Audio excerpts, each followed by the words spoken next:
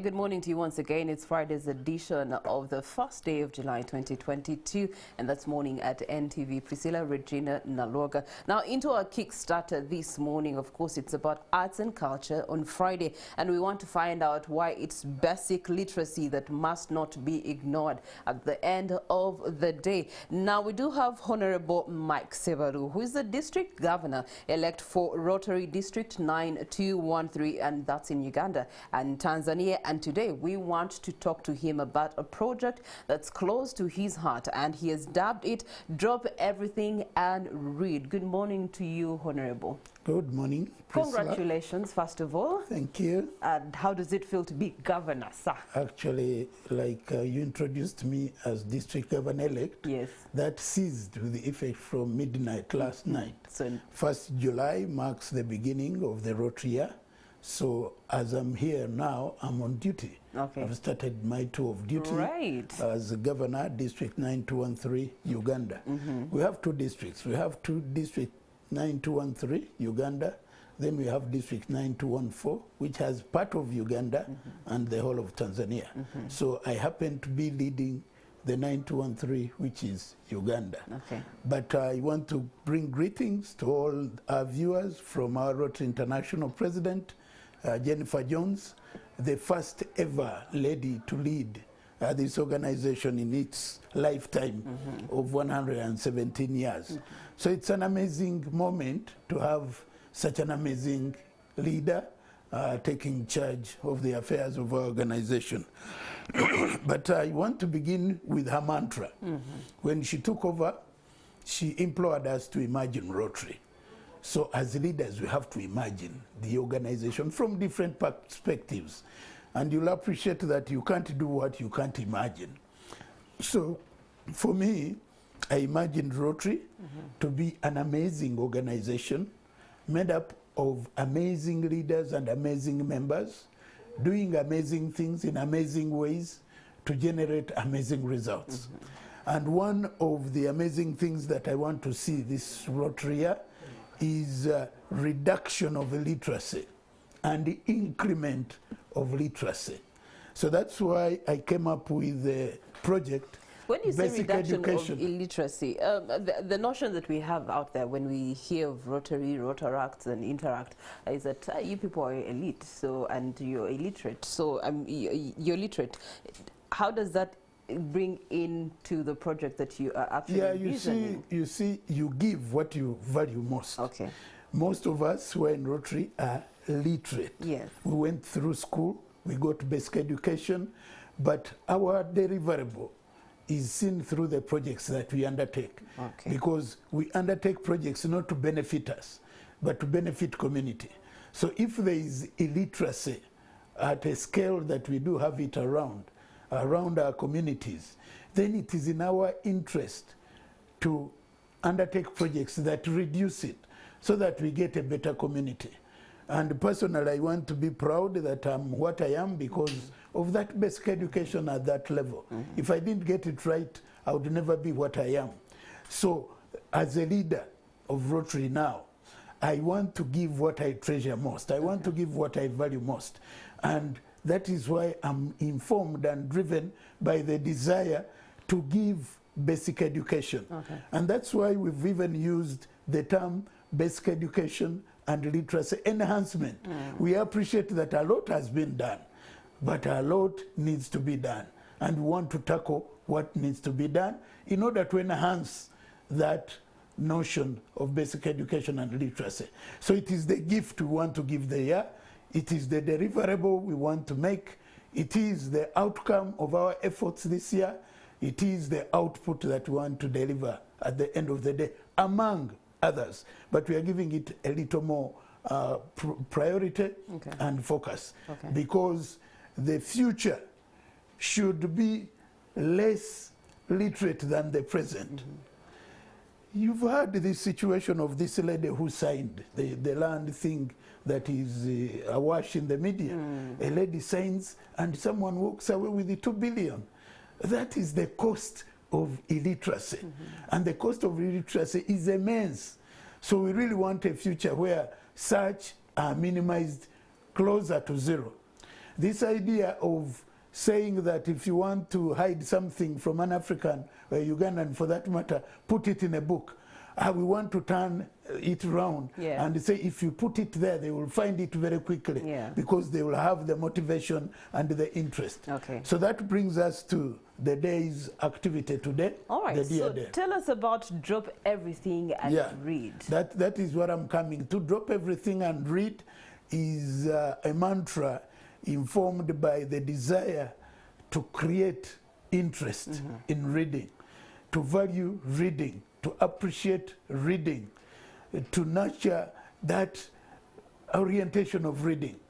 And today the theme is imagine reading as a way of life. Priscilla, you wouldn't be here if you're not reading.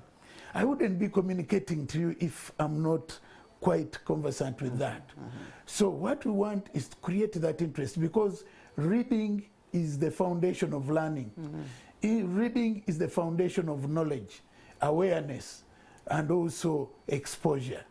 So we want to create that interest in reading so that it becomes a way of life, it becomes a culture, it becomes a passion. We want even to see it upgraded to a level where it is a right, where everyone has a right to read, and you should never deny them that right. So because of that, this day was dedicated to that, and today at 11, everyone, wherever they are, they should drop whatever they are doing and read. Be it at home, be it in office when you are here, even when you are in a program 11, please create time and read. And you can read anything, because reading is not mutually exclusive. It is expansive, it's inclusive. It could be a poem, it could be a story, it could be a research proposal, it could be technology, it could be, but the issue is read, because it's in reading that we develop knowledge, it's that we learn, that we expand our capacity. So that is the reason that we are putting a lot of emphasis on that. And today we are going to be at Mulago School of the Deaf. That is where the national event is going to be. The American ambassador is going to be there, chief reader, the KCCA executive director, and many other personalities are going to be there as readers. I'm going to be there myself. And we engage with the deaf. What time is this? 11. 11. 11. Okay. And we engage with the deaf. And this time round, again, being informed by the narrative of our Rotary International President, diversity, equity, and inclusion to be given strong consideration this year. That's why we are bringing on board even the deaf. They have their own way of reading, which is difficult. They have their reading materials. We have the blind. They also read in their own way. We have all kinds of people that are able differently. So it's inclusive for reading should be inclusive. It should be for everyone because it benefits all. Then it is a common I support good. Your notion to move it to a right, actually. It does make sense. But Governor Sebalu, you have also been mentioning about what you've termed as Basic Education and Literacy Enhancement Program. I've had you mention it. I see you wearing it. Is it in relation to what you're running right now? Yeah, because today we are beginning, and this is an activity. Today, Dear Day is an activity which is part of the broader concept of basic education and literacy, because reading is the basic. I mean, you can't say you have education when you can't read. So that's why we are going to the basic, and that's why we are talking about basic education. Because if you got it wrong at the basics, trust me, you wouldn't be where you are.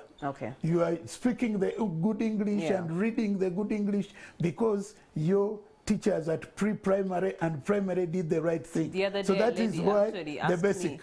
A lady asked me if I had studied from outside countries. I told her, no, this is really Ugandan education. So your teachers at the basic level did a pretty good job. I agree. And that's why you are the kind of output of their effort. So this is what we are doing for the current generation of the young people, so that they get it right. Does your program address both the the recipient and the teacher? Yeah, it does. It is inclusive, because if you're looking at enhancement, then you need to look at all the variables.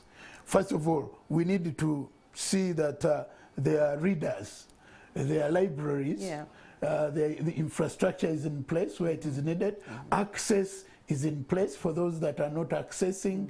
The teachers are tooled, retooled, trained, retrained, reoriented, because we have many teachers across the country who, after maybe O-level, they've not gone to the courses they wanted to do, straight away they go into teaching.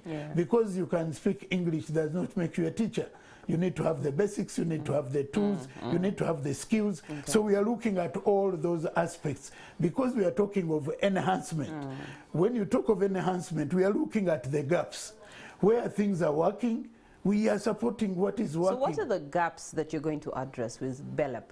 With the BELEP, like for instance, there are many schools that don't have libraries.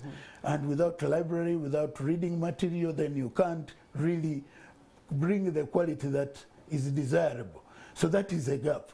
But you may go to another school and they don't have toilet facilities. Water and sanitation is a problem. Then the gap is identified. So we have many clubs in Rotary and club work in communities.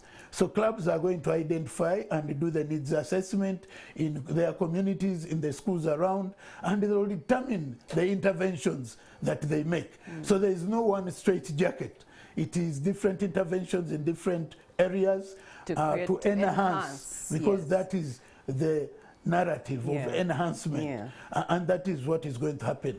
Even today, the Dear Day, we've had many clubs across the country picking schools where they are going to engage with the pupils, read for them, allow them to read, get a feedback, create that culture and interest in reading. And finally, for your term as governor, what should we be expecting? Yeah, as governor, definitely I have to traverse the country. We have 7 areas of focus, and I will be able to mobilize and support clubs to ensure that they make good in terms of interventions. We have the area of peace and conflict resolution. We have a focus area of water and sanitation. We have a focus area of disease treatment, disease prevention and treatment. We have the area of economic and community development. We have the focus area of basic education and literacy. We also have the area of environmental. So I'll see to it that clubs take serious effect in terms of making interventions and generating projects that do serve the interests of the population in those areas, and also encourage them to contribute to the Rotary Foundation, the fund that helps us support the projects that we undertake in terms of alleviating the problems in the communities. And that, ladies and gentlemen, is the commitment of Governor Mike Sebalu for Rotary District 9213. And of course, he's kicking off his tenure today with Drop Everything and Read. You can actively participate, go on their social media platforms, and you'll get to know more information about it. And they're also pushing for basic education and literacy enhancement programs in their different parts of the district. So it's very important that literature is part of you. And they've given you a challenge. Read something today, even if it's a poem, even if it's a paragraph in the newspapers. Just get to challenge yourself to read something. Now, we are asking ourselves in our tech note this morning also, relatedly to arts and culture, is music. And we are asking ourselves, is government yet to intervene and end what we are seeing as the friction in the Uganda Musicians Association? Well, we are going to be finding out from Andrew Kagwa, who's an arts journalist, Rama Muyinda, who's a reggae artist, and Jackins, who is also an arts critic, and that's going to be after this song, since it's about music after all.